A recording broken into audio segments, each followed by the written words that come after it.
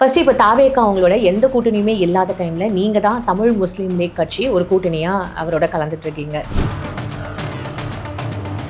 நாங்கள் சந்திச்ச என்னன்னா தொடர்ச்சியாகவே மரியாதைக்குரிய விஜய் அவர்களின் தலைமையில் இறங்கக்கூடிய அந்த பார்ட்டிக்கு நாங்கள் ஆதரவு நிலையில் ஊடகத்தில் நான் பேசிட்டு வந்துட்டேன். நான் சந்தித்த நோக்கம் என்னன்னு கேட்டிங்கன்னா, ரமலான் மாதம் வருது. இந்த ரமலான் மாதத்தில் நீங்கள் கண்டிப்பாக நோன்பு திறக்கும் நிகழ்ச்சியை நடத்தணும். இல்லை நாங்கள் நடத்துகிறோம், தளபதி வரணும், விஜய் அவர்கள் வரணும்.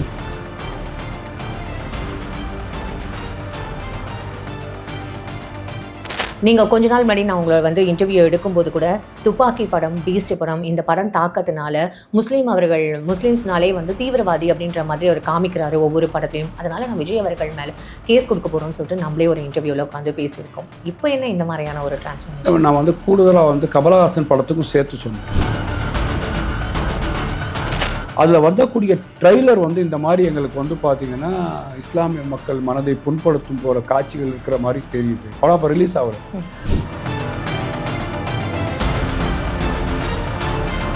ஒரு சகோதரர்களோ சமுதாய மக்கள் அவர்கள் தொழில் ரீதியாக செய்யும்போது அதை நம்ம தடுக்க முடியாது. அதில் வர காட்சிகளை நீக்கிட்டு திரையிட வேண்டும் என்று நாங்கள் விஸ்வரூபத்துக்கும் சொன்னோம், துப்பாக்கியும் சொன்னோம். விஜய் அவர்களை படத்தையே நடிக்க வேணாம், கமல் அவர்களை படத்தையே நடிக்க வேணாம், அது எங்கள் தனி நபரோட சுதந்திரத்தையும் யாரும் தட்டி கேட்க முடியும். அப்போது விஜய் அவர்களும் வாக்கு சேகரிப்புக்காக தான் இந்த மாதிரியான ஒரு விஷயங்கள் பண்ணுறதா பேசப்படுது.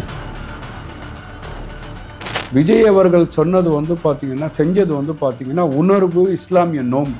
நீங்கள் சொல்லக்கூடிய திமுகவும் அதிமுக சொல்கிறது புகழாரம் கூடம். இதில் தான் விஜய் அவர்கள் வித்தியாசப்பட்டார். இதில் தான் விஜய் அவர்கள் பார்த்தீங்கன்னா ஆக்கப்பூர்வமாக செயலை செஞ்சார். ஸ்டாலின் அவர்களுக்கு, உதயநிதி அவர்களுக்கு, எடப்பாடி அவர்களுக்கு நீங்கள் எல்லாம் பார்த்தீங்கன்னா அரசியலுக்காக இஃப்தியாரை நடத்தாதீங்க, நோன்பு திறக்கும் நிகழ்ச்சியை நடத்தாதீங்க, அவங்கள உணர்வை புரிஞ்சுக்கிட்டு நடத்துங்கன்னு சொல்லி தான் இஸ்லாமியர்களுக்கு உருவத்தை ஏற்றுக்க மாட்டாங்க மேடம். உருவத்தை வீட்டுக்குள்ளேயே வைக்க மாட்டாங்க. திமுக இஃப்தியாரி ஃபங்க்ஷன்ல கலைஞர் படம் பின்னாடி இருக்கு, எப்படி நோன்பு ஏற்றுக்கொள்ளப்படும்? ஜோசப் விஜய் தானே சார் அவரோட பேர் இருக்கு. அப்போ அவர் திடீர்னு முகமது விஜயா மாறிட்டாரு. இல்லை, நீ முகமது விஜய்னு அவர் சொல்லலை, ஜோசப் விஜய் நாங்கள் பார்க்குறேன். நீங்கள் ஒரு திமுக கார மாதிரி பேச்சு பேசுறீங்க. அப்படி எப்படி ஓதப்பட்டது? இஸ்லாம்ல அது கிடையாது. நீங்க எப்படி ஓதுறீங்க? யார் கேட்கிறா? விஜய் அவர்கள் கேட்கிறார். விஜய் ஆனந்த் அவர்கள் அதை கண்டிச்சார். நீங்க அந்த வார்த்தையை சொல்லிருக்க கூடாது. அவர் அந்த இமாம் இல்லைங்க, நான் தவறு. யாரை பார்த்து சொல்றாரு? மோடியை பார்த்து சொல்றாரு. நீ என்ன புர்கா போடக்கூடாதுன்னு சொல்றது? ஏன் கட்சியில இருக்கக்கூடிய ஒரு முஸ்லிம் பெண்ணை மேடையில புர்காப்பட்டே உட்கார வைப்பேன். நான் தான் விஜய், நான் தான் முஸ்லிம் பாதுகாவலன், நான் தான் இஸ்லாமியர்களின் கலாச்சாரத்தை, எல்லா மக்களின் கலாச்சாரத்தை நேசிக்கக்கூடியவன்.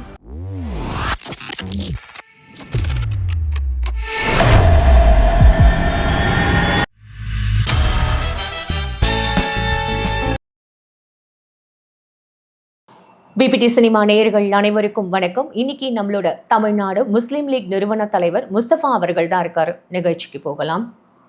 வணக்கம். புனித ரம்லான் மாதம், அந்த நேரத்தில் உங்களை நாங்கள் உங்களோட நோன்பு எங்களுக்கு தெரியும். ஃபஸ்ட்டு அதுக்கு மன்னிப்பு கேட்டுக்கிறோம். ஃபஸ்ட்டு அதுக்கப்புறம் நிகழ்ச்சியை ஸ்டார்ட் பண்ணுறதுக்கு எங்களுக்கு உறுதுணையாக இருக்கிறதுக்கு ரொம்ப நன்றி. ஃபர்ஸ்ட் இப்போ தாவேக்கா அவங்களோட எந்த கூட்டணியுமே இல்லாத டைமில் நீங்கள் தான் தமிழ் முஸ்லீம் லீக் கட்சி ஒரு கூட்டணியாக அவரோட கலந்துட்டு இருக்கீங்க. இதை பற்றி உங்களோட கருத்து என்ன? என்னன்னு கேட்டிங்கன்னா, மரியாதைக்குரிய தாவேக்காவோட பொதுச் செயலாளர் ஆனந்த் அவர்களையும், அரசியல் பிரிவு பொதுச் செயலாளர் மரியாதைக்குரிய ஆதவ் அவர்களும் நாங்கள் சந்தித்தோம். நாங்கள் சந்தித்த என்னன்னு கேட்டால், தொடர்ச்சியாகவே மரியாதைக்குரிய விஜய் அவர்களின் தலைமையில் இறங்கக்கூடிய அந்த பார்ட்டிக்கு நாங்கள் ஆதரவு நிலையில் ஊடகத்தில் நான் பேசிட்டு வந்துட்டுருப்பேன். நான் சந்தித்த நோக்கம் என்னன்னு கேட்டிங்கன்னா, ரமலான் மாதம் வருது. இந்த ரமலான் மாதத்தில் நீங்கள் கண்டிப்பாக நோன்பு திறக்கும் நிகழ்ச்சியை நடத்தணும். இல்லை நாங்கள் நடத்துகிறோம், தளபதி வரணும், விஜய் அவர்கள் வரணும். அது மட்டும் இல்லாமல் திமுக காரவங்க நடத்துகிறாங்க, அதிமுக காரவங்க நடத்துகிறாங்க, விடுதலை சிறுத்தை போன்ற இயக்கங்கள் நடத்துகிறாங்க. அவங்கெல்லாம் பார்த்திங்கன்னா கால தாமதமாக நடத்துகிறாங்க. நம்ம பார்த்திங்கன்னா இந்த ஃபஸ்ட்டு 10க்குள்ளேயே நடக்கணுன்றது தான் எங்களோட கோரிக்கை அப்படின்னு சொன்னபோது, கண்டிப்பாக நாங்கள் மரியாதைக்குரிய விஜய் அவர்களிடம் கேட்டு நாங்கள் செய்கிறோன்னு சொன்னாங்க. அந்த நிகழ்வில் நடத்தப்பட்ட சந்திப்பு தான். அப்போ நாங்கள் அரசியல் சார்ந்து பேசுகிறோம். பார்த்திங்கன்னா திமுகவை நம்பி நாங்கள்லாம் பார்த்திங்கன்னா டோட்டலாக ஏமாந்து போய் நிற்கிறோம். வேறு ஆப்ஷன் இல்லை. கண்டிப்பாக வரவேற்கக்கூடிய இடத்துல இஸ்லாமிய மக்கள் இருக்கிறாங்க. யாரோ ஒருத்தர்கள் பார்த்திங்கன்னா எங்களோட இஸ்லாமியர் ஓட்டு எங்களுக்குன்னு சொல்லி சொந்தம் கொண்டாடிட்டு இருக்கிறாங்க.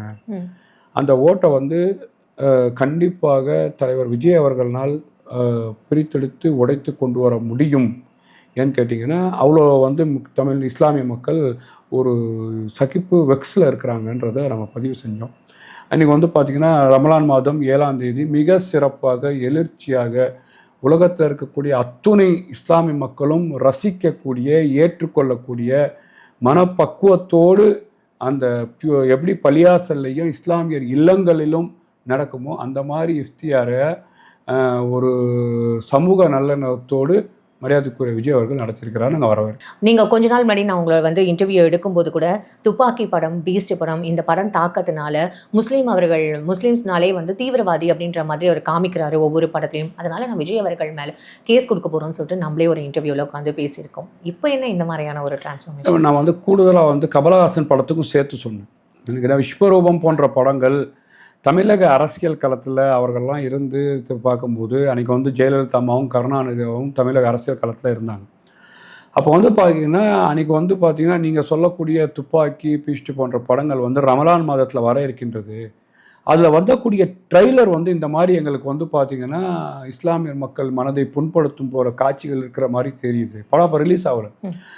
தற்காலிகமாக இந்த படத்தை வந்து நிறுத்தி ரமலான் மாதம் கழிந்த பின்னாடி இதில் வந்து இருக்கக்கூடிய காட்சிகளை நீக்கிட்டு திரையிட வேண்டும். ஏன்னா அவங்க பணம் போட்டு படம் எடுக்கிறாங்க. அது வந்து நாங்கள் எங்கள் இஸ்லாத்துக்கு வந்து பார்த்திங்கன்னா படம் பார்ப்பதோ படத்தில் போய் நடிப்பதோ ஏற்றுக்கொள்ளாவிடாமல் இருக்கலாம். ஒரு சகோதரர்களோ சமுதாய மக்கள் அவர்கள் வந்து தொழில் ரீதியாக செய்யும்போது அதை நம்ம தடுக்க முடியாது. அதில் வர காட்சிகளை நீக்கிட்டு திரையிட வேண்டும் என்று நாங்கள் வந்து விஸ்வரூபத்துக்கும் சொன்னோம், துப்பாக்கியும் சொன்னோம். அப்போ வந்து பார்த்திங்கன்னா இருக்கக்கூடிய மரியாதைக்குரிய அமரர் ஜெயலலிதா அம்மா அவர்கள் எங்கள் சொன்ன செய்தியை செவிசாய்த்து இந்த காட்சியில் நீக்கிட்டு திரையிட்டார்கள். வேறு ஒன்றும் கிடையாது. படம் வர வேணாம், விஜய் அவர்களை படத்தையே நடிக்க வேணாம், கமல் அவர்களை படத்தையே நடிக்க வேணாம், அதை எங்கள் தனி நபரோட சுதந்திரத்தையும் யாரும் தட்டி கேட்க முடியாது. அந்த அடிப்படையில் நாங்கள் சொன்னோம். அந்த காட்சியை நீக்கி நாங்கள் விட்டுட்டோம். இதுக்கப்புறமா இந்த காட்சியை வந்து விஜயை மட்டும் நாங்கள் மையப்படுத்தியோ அவர்களை கமலஹாசன் மையப்படுத்தி சொன்னோம். நீங்கள் வந்து பார்த்தீங்கன்னா கூடுதலாக ரோஜா போன்ற படங்கள் வரும்போது டைரக்டர் மணிரத்னத்தை மையப்படுத்தி சொன்னோம். நீங்கள் வந்து அரவிந்த் சாமியை மையப்படுத்தி சொன்னோம். அர்ஜுன் போன்றவர்கள்லாம் படத்தை நடிக்கும் போது அவரை மையப்படுத்தி பல விஷயங்களை நாங்கள் சொல்லியிருக்கிறோம்.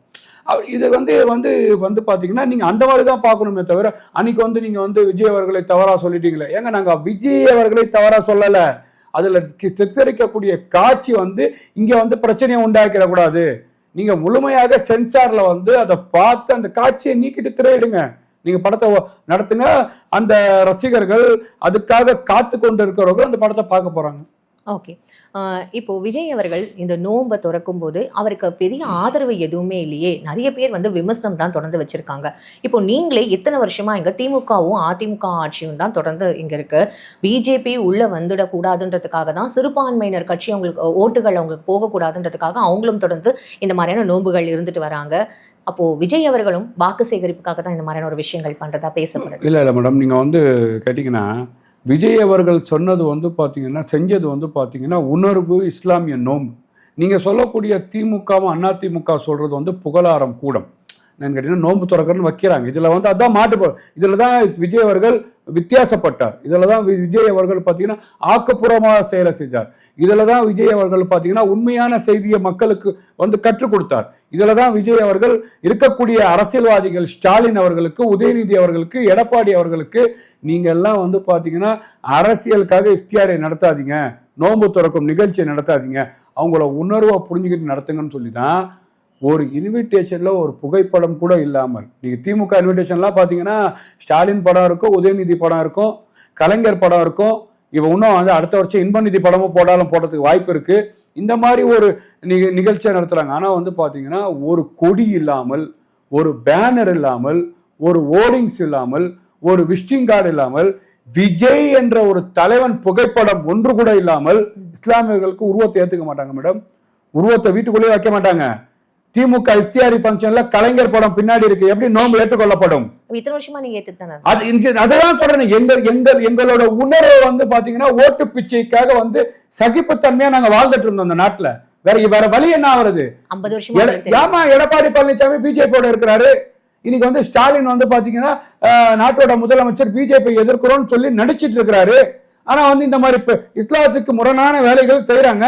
என்ன பண்ண வேண்டியது இருக்கு? தலையெழுத்துன்னு ஓட்டு போடுறோம். இப்ப விஜய் அவர்கள் வரது வந்து பாத்தீங்கன்னா இறைவன் கொடுத்த வரப்பிரசாதம். இன்னைக்கு இஸ்லாமியர்கள் வந்து மோடி மோடி மோடி மோடி எத்தனை நாள் தான் எங்களை ஏமாத்த போறீங்க? இந்த மோடி மோடி சொல்லிதான் மோடி வந்து ஆட்சியில உட்கார்ந்துருக்கிறாரு. அப்ப நீங்க சொல்லக்கூடிய விஷயத்த வந்து செவி சாய்க்கலையே. நீங்க சொன்ன விஷயம் நடக்கலையே. மோடி பிரதமர் ஆயிட்டாரு. ஜோசப் விஜய் தானே சார் அவரோட பேர் இருக்கு. அப்ப அவர் திடீர்னு முகமது விஜயா மாறிட்டாரு. நீ முகமது விஜய்னு அவர் சொல்லல, ஜோசப் விஜய் நாங்கள் வந்து பார்க்குறேன். கேட்டிங்கன்னா முதல்ல நீங்கள் வந்து பேசக்கூடிய விஷயம் வந்து நீங்கள் கேட்கக்கூடிய விஷயம் தவறான விஷயம் மேடம். நீங்கள் ஒரு திமுக கார மாதிரி பேசாதீங்க. ஒருத்தரை பார்த்து ஜோசப்னு சொல்றது, முகமதுன்னு மனிதனா பாருங்க. ஒரு மனிதனா வந்து பார்த்தீங்கன்னா எங்கள் உணர்வை புரிஞ்சுக்கிட்டு காலையில் எஞ்சி எங்களை மாதிரியே சகர் செஞ்சு சாப்பாடு சாப்பிட்டு குளிச்சு எங்களை மாதிரி தொப்பியை போட்டு கைலியை கட்டி சட்டையை போட்டு மேடைக்கு வந்து நோம்பு திறந்து குரான் வசனத்தை படிச்சு முட்டியை குனிஞ்சி இடுப்பை துவா செஞ்சு சஸ்தா செஞ்சு தொழுது இவ்வளோ பண்ணதை நீங்க கொச்சத்தனமா வந்து பாத்தீங்கன்னா முகமது விஜயா, ஜோசப் விஜயா, இது எப்படி ஏத்துக்க முடியும்? ஒரு மனிதமான விஜய், ஒரு மனிதர்களை நேசிக்கக்கூடிய விஜய், இப்படி சொல்லுங்க. ஓகே, இப்போ இத்தனை வருஷமா இந்த விஜய் எங்க போயிருந்தாருன்றது மக்கள் நடுவில் ஒரு கேள்வி வருது இல்ல சார்? நீங்க சொல்றீங்க எங்களுக்காக ஓட்டுக்காக தான் வந்து இத்தனை நாள் அவங்க எங்ககிட்ட இந்த மாதிரியே எங்க உணர்வோட விளையாடிருந்தாங்க திமுகவும் அதிமுகவும்னு சொன்னீங்க. இப்போ இத்தனை நாளா விஜய் அவர்கள் எங்க போயிருந்தாரு? இப்போ இந்த ரம்லான் மாதம் அவரும் கரெக்டா 2026 சட்டமன்ற தேர்தல் வருது. இப்ப கரெக்டா இந்த மாதிரியான நோன்பு எடுக்கும்போது இந்த மாதிரியான ஒரு கேள்வி வருது. அவர் வருஷம் நடிச்சத்தாமல இருக்கிறாரு. அதுதான் சொல்றேனே, அவர் நடத்தக்கூடிய இந்த நிகழ்வை விளம்பரம் படுத்தாது. இவர் வந்து பாத்தீங்கன்னா இன்னைக்கு அரசியல் கட்சி ஓபன் பண்ணிட்டார் மேடம். இன்னைக்கு வந்து ஒரு பார்ட்டியோட லீடரா இருக்கிறாரு. இன்னைக்கு வந்து பாத்தீங்கன்னா ரசிகர்கள் எல்லாம் தலைவராக மாறிட்டார்கள், ரசிகர்கள் எல்லாம் வாக்காளராக மாறிட்டார்கள். புரியுதா உங்களுக்கு? அதனால பாத்தீங்கன்னா இன்னைக்கு வந்து பாத்தீங்கன்னா ஒரு பிரபலமாக பேசப்படுது. விஜய் அவர்கள் 2001 இருந்து தொடர்ச்சியாக இந்த நோன்பு திறக்கும் நிகழ்ச்சி நடத்திட்டு தான் இருக்கிறாரு. அதுக்கான புகைப்படங்கள்லாம் சமூக வலைத்தளத்தில் வெளியில வந்துட்டு தான் இருக்கு. கண்டிப்பாக அவர் இந்த மாதிரி விஷயங்களை செஞ்சிருக்கிறாரு. இப்போ வந்து பாத்தீங்கன்னா இது மீடியா மூலமாக மக்களுக்கு போய் சென்றடையுது. நல்ல செய்தி. நீங்க உங்களை மாதிரி ஒரு அறமுள்ள ஊடகங்கள், தர்மமுள்ள ஊடகங்கள் இந்த நல்ல விஷயத்தை போய் மக்கள்கிட்ட போய் சேர்க்கிறீங்க. இதை வந்து மக்கள் எப்படி உணர்றாங்க, ஏத்துக்கிறாங்க தான் பார்க்கணும். இஸ்லாமியர் வீட்டில் பெண்கள் வந்து இன்னைக்கு பேசுறாங்க மேடம், என் தம்பி, என் அண்ணன், என் புள்ள விஜய் வந்து பாத்தீங்கன்னா எங்க உணர்வை புரிஞ்சுக்கிட்டு உருவமே இஸ்லாத்துல இருக்கக்கூடாதுன்னு சொல்லி ஒரு உருவப்படம் கூட இல்லாம அங்க வந்து அரசியலே பேசப்படாம குரான் பேசப்பட்டது, வசனம் பேசப்பட்டது. என்ன சொல்றீங்க? நபி அவர்கள் பேசப்பட்டார்கள், அல்லாஹ் அவர்கள் பேசப்பட்டார்கள். இதையெல்லாம் போதிச்சு எப்படி பள்ளியாசல்ல தரையில உட்கார வச்சு சாப்பாடு வைக்கிறாங்களோ, நீங்க வந்து பாத்தீங்கன்னா தரையில உட்கார்றது பாத்தீங்கன்னு சொன்னீங்கன்னா நபி ஸல்லல்லாஹு அலைஹி வஸல்லத்தோட சுன்னத்து மேடம். எங்கள் நபி செய்தவரை இஸ்லாமியர் செய்வான், உயிருக்கும் மேலாக நாங்கள் நேசிக்கிறோம், தரையில உட்கார்ந்து சாப்பிடணும்னு சொல்லியிருக்கிறார். யோசிச்சு பாத்தீங்களா? குனிஞ்சி இறைவனை வணங்கணும்னு சொல்லியிருக்காரு. இதெல்லாம் யார் கற்றுக் கொடுத்தா? எங்களுக்கு எங்கள் தாய் தகப்பனை தாண்டி எங்க நபி கற்றுக் கொடுத்தார். இதை வந்து உணர்ந்து ஆராய்ந்து அதை உள்வாங்கி மரியாதைக்குரிய விஜய் அவர்கள் இன்னைக்கு வந்து செஞ்சிருக்காருன்னு சொன்னா இதை நாங்க வரவேற்கணும். இது வரைக்கும் இந்த மாதிரி எந்த ஒரு கட்சி தலைவர்களுமே செஞ்சது இல்லை அப்படின்றதுதான் உங்களோட பாயிண்ட். யாரு நீங்க சொல்லுங்க, யார் செஞ்சா? இப்போ விசிகேவே எடுத்தோம் அப்படின்னா நான் வந்து கேட்டீங்கன்னா மரியாதைக்குரிய விடுதலை சிறுத்தையின் தலைவர் திருமாவளவன் அண்ணனை வந்து நான் மதிக்கிறேன், பாராட்டுறேன், போற்றுறேன். அவர் வந்து பார்த்தீங்கன்னா இஸ்லாமிய பிரச்சனை, பட்டியலினம் பிரச்சனை மட்டும் இல்லாமல் கூடுதலாக இஸ்லாமியர்களுக்கு எங்க பாதிக்கப்படுறாங்க, நசிக்கப்படுறாங்க, வஞ்சிக்கப்படுறாங்க, களத்துல முதல் நின்று பாராளுமன்றத்திலையும் சட்டமன்றத்திலையும் வலுவாக குரல் கொடுக்கவர் எங்க அண்ணன் விடுதலை சிறுத்தை தலைவர் விடுதலை திருமாவளவன் அவர்கள். நான் மறுக்கல. அவர் நோன்பு வைப்பாரு, நோன்பு வச்சு நோன்பு துறப்பாரு. அதை நான் நான் வந்து இப்போ கமல் அவர்களும் பண்ணிட்டு இருக்காரு. அதிமுக இருக்கிற அது கிடையாது. இதுல நீங்க மாறுபட்டக்கூடிய விஷயம் என்னன்னு கேட்டீங்கன்னா, அவர் சொல்லக்கூடிய திருமாவளவன் அண்ணன் செய்யக்கூடிய நல்ல விஷயத்தை நான் வந்து ஏத்துக்கிறேன்னு சொன்னா விஜய் அவர்கள் செய்யக்கூடிய நல்ல விஷயத்தை ஏத்துக்கணும். என்ன கேட்டீங்கன்னா அங்க விளம்பரமே இல்ல, திருமாவளவன் அண்ணன் தொழ மாட்டாரு. விஜய் வந்து பாத்தீங்கன்னா காலை மடிச்சு ஒரு பிரபலமான நடிகர் மேடம், ஒரு பெரிய உயர்மட்ட வாழ்க்கையில வாழ்ந்தவர். யோசிச்சு பாத்தீங்களா? தரையில வந்து உட்கார்ந்து தொழுறாருன்னு சொன்னா உண்மையாகவே எனக்கு பிரார்த்தனை வேணும். உங்களுக்கு ஒரு கூடுதலா ஒரு விஷயம் சொல்றேன். அந்த இமாம் வந்து தளபதின்னு சொல்லி ஒரு துவா ஓதிட்டார் மேடம். இது முடிச்ச உடனே ரூம்ல கண்டிக்கப்பட்டார். எப்படி நீங்க பேரை சொல்லி ஓதப்பட்டது? அது மாதிரி ஓதக்கூடாது. அப்படி எப்படி ஓதப்பட்டது? இஸ்லாம்ல அது கிடையாது. நீங்க எப்படி ஓதுறீங்க? யார் கேட்கிறார்? விஜய் அவர்கள் கேட்கிறார். ஆனந்த் அவர்கள் அதை கண்டிச்சார். நீங்க அந்த வார்த்தையை சொல்லியிருக்க கூடாதுங்க.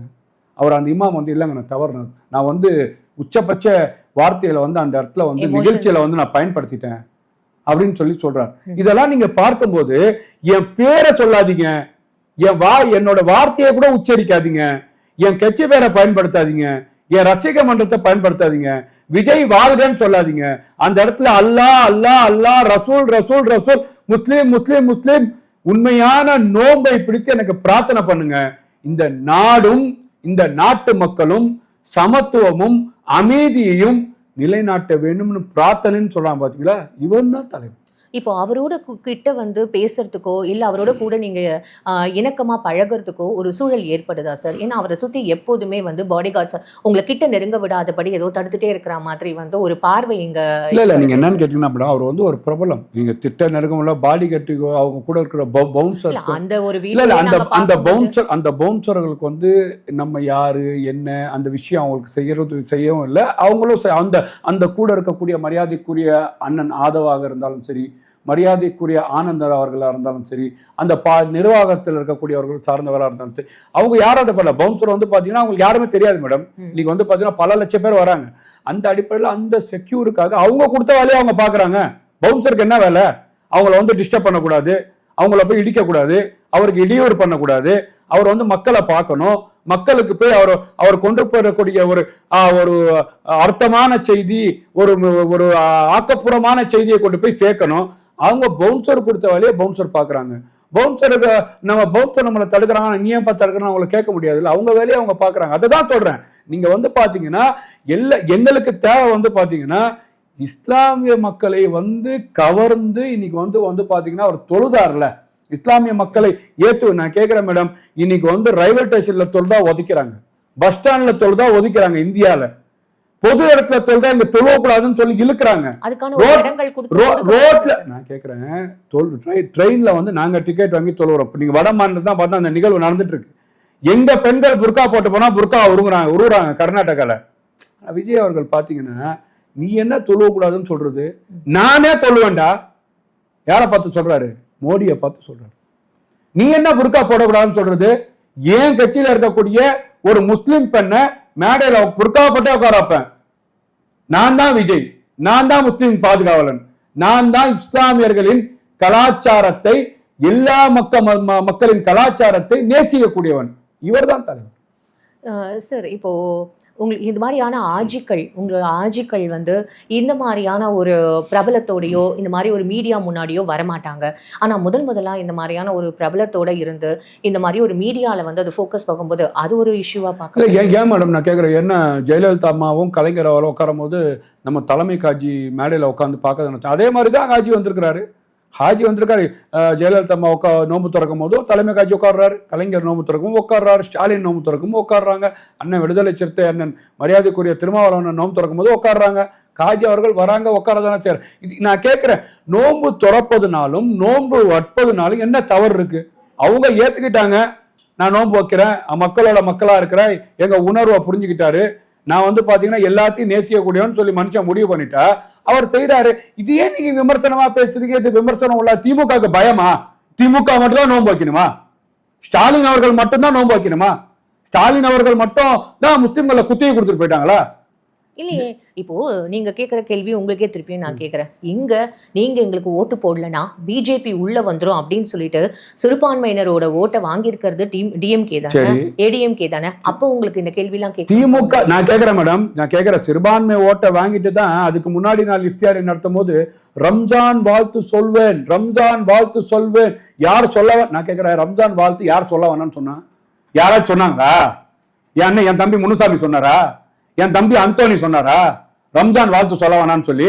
ஏங்க அவங்க கூடுதலா தீபாவளி வாழ்த்து சொல்லுங்கன்னு சொல்றாங்க. அதுக்கு பதில் சொல்லுங்க. நீங்க ஏன் சண்டை எடுத்து விடுறீங்க? ரம்ஜான் வாழ்த்து சொல்ல வேணான்னு என் தம்பி என் சகோதரன் முருகன் சொன்னானா? என் சகோதரன் பீட்டர் சொன்னானா? இதுதான் சொல்றேன் மேடம். பிஜேபியே சண்டை எடுத்துற வேலை பாக்குது, திமுகவும் சண்டை எடுத்துற வேலை பாக்குது. நீங்க சொல்லுங்க, ஏன் நீங்க ரம்ஜான் வாழ்த்து சொல்ல வேணாம்? நீங்க தீபாவளி வாழ்த்து சொன்னா அதை சொல்லிட்டு போங்க. ஏன் சொல்லணும் அதுக்கு பதில் சொல்லிட்டு போங்க. விநாயகர் சதுர்த்திக்கு வாழ்த்து சொல்லணும்னா ஏன் சொல்ல மாட்டீங்க? அதுக்கு பதில் சொல்லிட்டு போங்க. என் சகோதரன் வந்து நீ ஏன் ரம்ஜான் வாழ்த்து சொல்றன்னு கேட்டானா?